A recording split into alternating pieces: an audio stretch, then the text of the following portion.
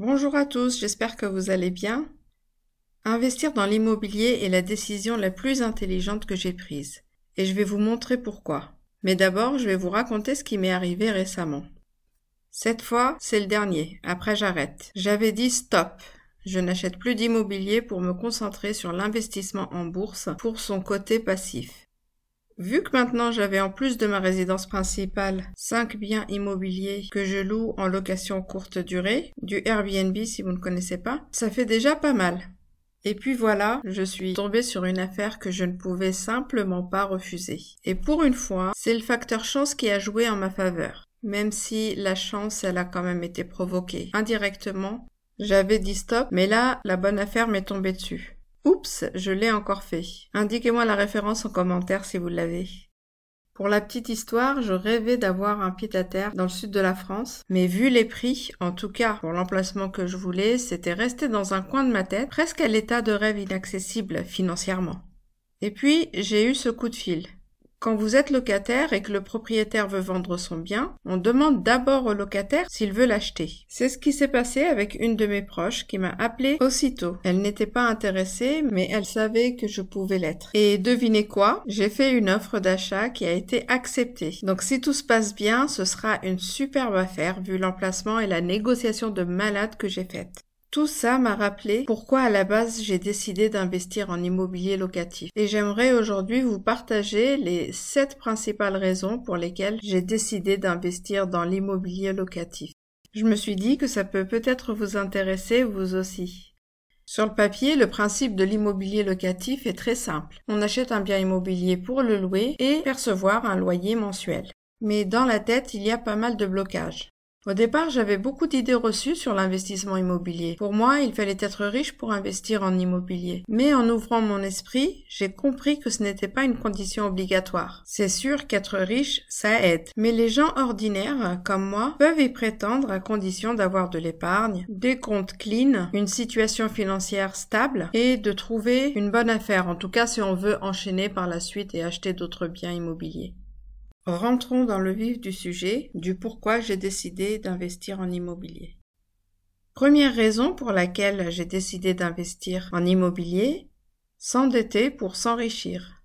Grâce à l'immobilier, on peut littéralement faire de l'argent sans argent, ou avec très peu d'argent comme je l'ai indiqué dans la vidéo sur comment investir dans l'immobilier sans apport avec l'approche ADA.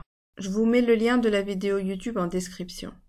Avec l'effet de levier, où on met le minimum d'argent de notre poche, le reste étant financé par un emprunt bancaire, on peut augmenter considérablement son patrimoine. Avec un petit apport, voire sans apport, même si c'est de plus en plus difficile, mais pas impossible, on se retrouve à la tête d'un patrimoine d'une ou plusieurs centaines de milliers d'euros. Et ça, clairement, aucun autre type d'investissement ne peut le faire.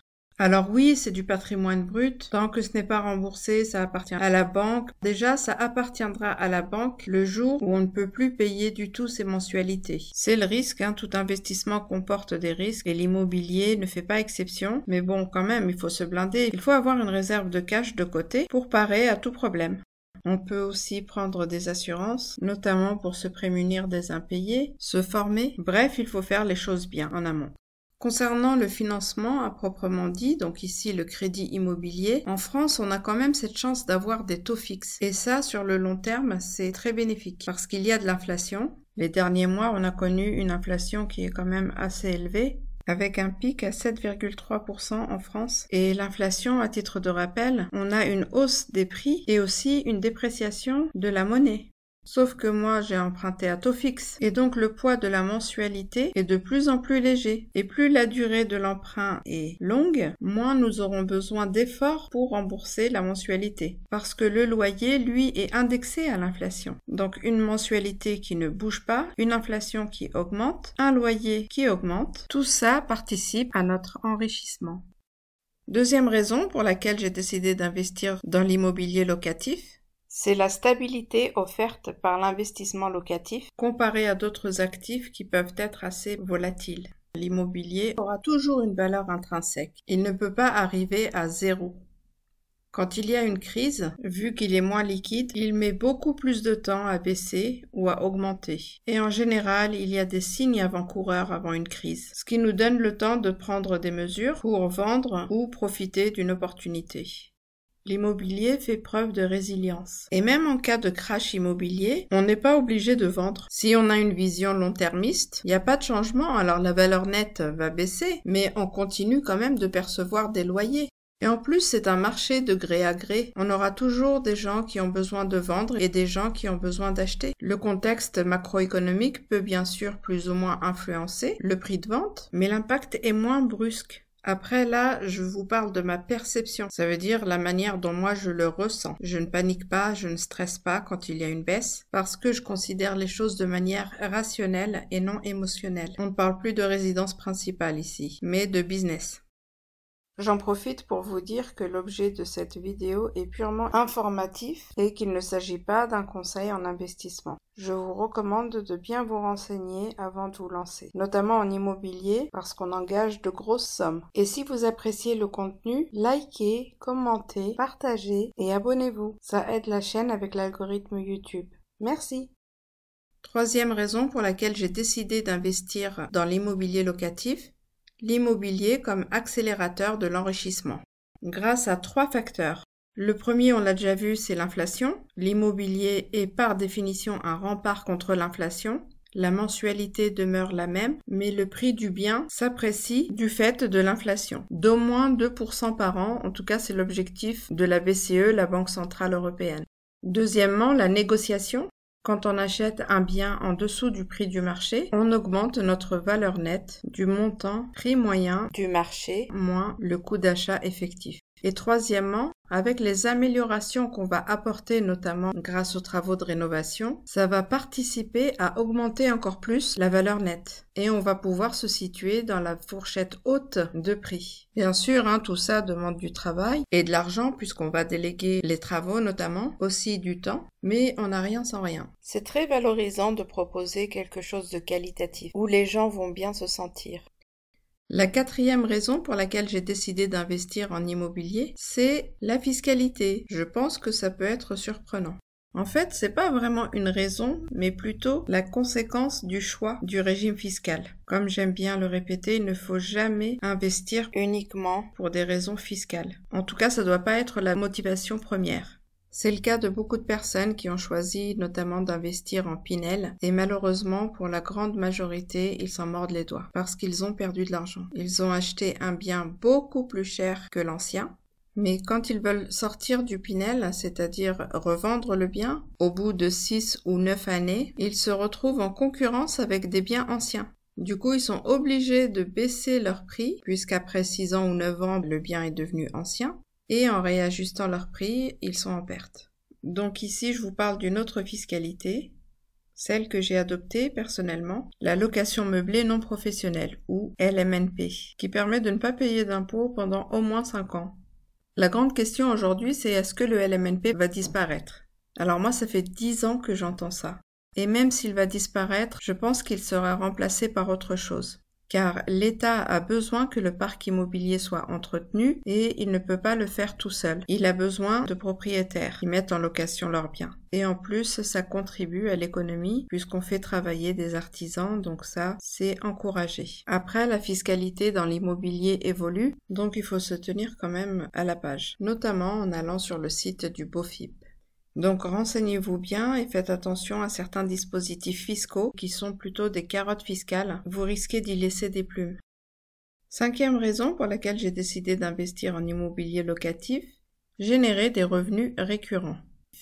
Une fois qu'on a mis le bien en location, on va chercher un ou plusieurs locataires après avoir décidé du mode d'exploitation, meublé, non meublé, location longue durée, location moyenne durée ou location courte durée. Et à partir de là, on va pouvoir gagner de l'argent sans avoir à échanger notre temps. Au début, c'est chronophage, la mise en place, mais une fois qu'on a loué un bien décent, on n'a plus besoin d'y passer beaucoup de temps. on encaisse et ça nous fait un revenu complémentaire, à condition que le loyer perçu soit supérieur aux charges de l'appartement ou de la maison, c'est-à-dire la mensualité à laquelle il va falloir rajouter les autres frais, comme la taxe foncière, l'assurance P&O, propriétaire non occupant, la partie des charges de copropriété qui reste à notre charge, etc. Les autres cas de figure sont l'autofinancement, ça veut dire que le loyer couvre exactement le montant de la mensualité plus les charges, et la situation où on est en cash flow négatif, que certains conseillers ou vendeurs de Pinel appellent effort d'épargne. Mais concrètement, vous êtes en perte puisque ici il s'agit de sortir de l'argent de sa poche pour couvrir la mensualité et ou payer les charges du logement. Sixième raison qui m'a motivée à investir dans l'immobilier, la retraite. J'ai pu voir l'effet du changement de revenu dû à la retraite autour de moi et ça m'a beaucoup marqué parce que du jour au lendemain, si on n'a pas prévu un petit pécule de côté, eh bien, on a une baisse drastique des revenus qui nous appauvrit et détériore notre pouvoir d'achat. C'est d'ailleurs ce qui m'avait motivé à la base. Il n'était pas question qu'à la retraite, je perde du pouvoir d'achat. L'immobilier m'assurera donc des revenus complémentaires à la retraite, pour me permettre au moins de maintenir mon niveau de vie actuel. Donc l'immobilier devait me permettre d'améliorer mon quotidien aujourd'hui et demain à la retraite. D'ici là, les biens auront été remboursés et je profiterai pleinement, après déduction fiscale bien sûr, et des charges, des loyers pleins. Et maintenant, je suis encore plus convaincue de la nécessité de se constituer un revenu complémentaire pour la retraite. On voit que le système n'est pas tenable sur le long terme et on ne sait jamais de quoi demain est fait. Donc, autant assurer ses arrières. Et enfin, septième et dernière raison pour laquelle j'ai décidé d'investir dans l'immobilier locatif, la transmission.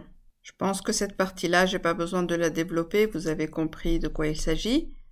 L'idée, c'est de laisser quelque chose à sa famille et anticiper cela en avance pour que la succession ne soit pas un fardeau.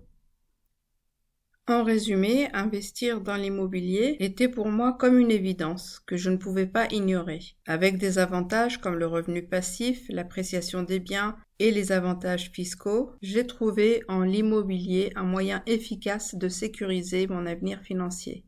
Et vous, êtes-vous prêt à sauter le pas dans l'immobilier ? Ou est-ce que vous êtes déjà investisseur ou investisseuse dans l'immobilier? Partagez votre avis en commentaire. Et n'oubliez pas de jeter un œil à mes autres vidéos sur l'investissement en immobilier ou encore sur l'épargne, l'investissement en bourse, l'investissement en crowdfunding immobilier ou en crowdlending, bref, tout ce qui a trait à l'argent et aux finances personnelles. N'oubliez pas de liker la vidéo et de vous abonner si ce n'est pas encore fait. Merci et à bientôt. Bye.